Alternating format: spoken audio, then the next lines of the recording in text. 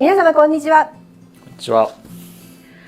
京都の伏見の酒蔵さんにお邪魔しております。こちらご紹介させていただきます。北川本家の北川社長さんです。今日お時間いただきましてどうもありがとうございます。よろしくお願いいたします。よろしくお願いします。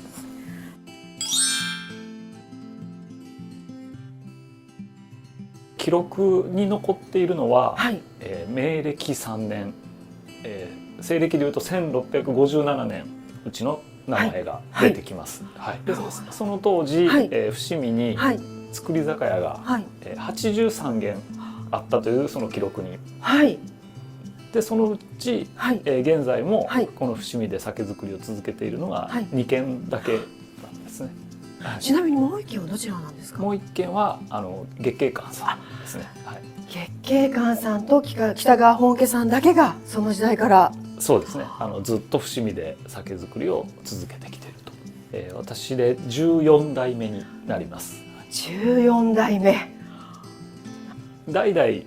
継承はしてるんですけど、はい、血筋でいくと、はい、こう何回も途切れたりしてますし、はい、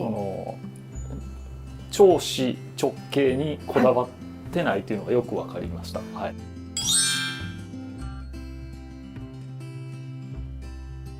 実際に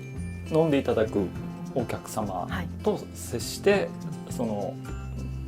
意見を直接お伺いするのが大事だということで、はい、いろいろなお酒の会を主催したり、はい、あと、今度3月の2日にもやるんですけども、はい、蔵開きのイベントを、開催しまして、はい、営業の人間だけではなくて実際にこう酒造りをしているメンバーがいろいろな話を直接聞くと、そういう機会をできるだけ作るようにしてます。はい、なんとなく日本酒ってちょっとこう近づきにくいようなイメージを持たれてる方が多いんで、はい、決してそんなもの難しいものでもないですし、気軽に飲んでもらいたいっていう気持ちもありますし、はい、まあ、その一方でやっぱりその一人一人の人間が一生懸命作ってるもんだということも伝えたいというのがありますね。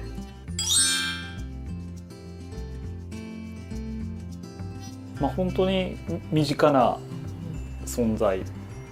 もう本当に蔵の横に私の育った家もありましたんで、はい、年中その酒造りをしている人たちがこう入れ替わり立ち替わり、はい、出入りしているような状況でしたので、はい、もう本当に生活の一部のようなこともあります。ただいろいろな歴史とか、はい、そういうことを勉強するうちに、はい、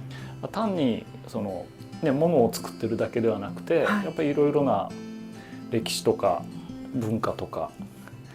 そういうものも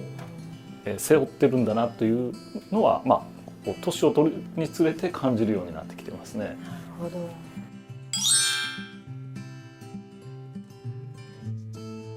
まあ、お酒をはじめとして、はい、醤油、味噌、ね、お酢、いろんな発酵食品が日本には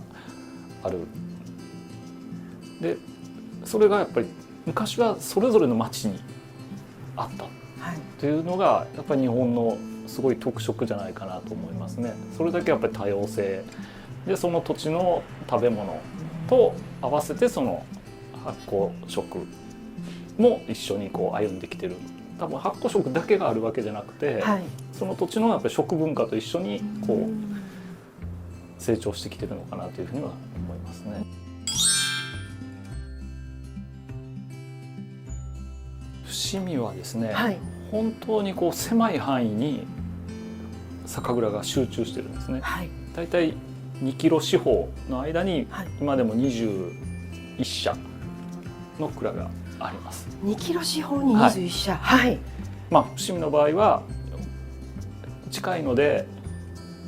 同じ原料を使ってるんですけれども、はい、やっぱりその蔵の考え方、そして誰が作るかによっていろんな味わいが出る。でもやっぱり伏見として産地ブランドを守るためにお互い技術的な交流もすごく活発に行っているというのが伏見の特色じゃないかなというふうに思いますね。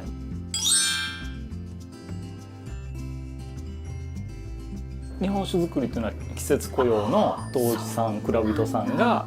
出稼ぎできて、はい、で、酒造りをして、はい、で大体春になると、はい、故郷に戻るっていうのがこれまでのパターンだったんですね。なるほど。なので、はい、その時代は、はい、杜氏さんをはじめとしてその酒造りの職人さんたちは、はい、自分たちが作ったお酒がどういう形でどういう方が飲んでるかっていうのは、はい、あんまり気にしてなかったんですよ。そういうことですよね。作ったじゃあさようならみたいなそうなりますよね話だったんですけども、はい、年間雇用になったんで、はい、まあやっぱり、酒造りが終わるとちょっと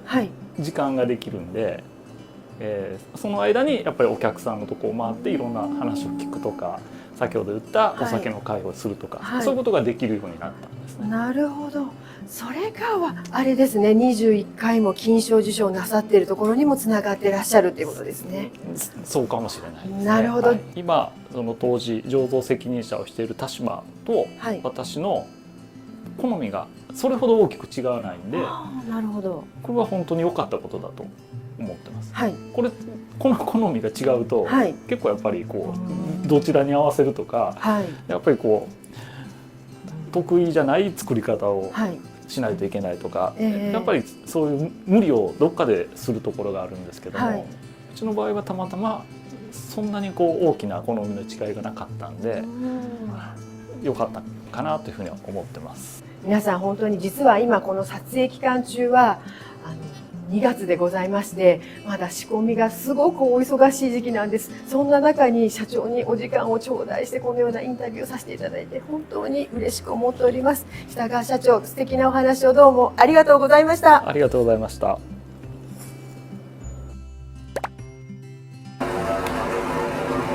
実際今発泡してるタンクになるんですけど、はい。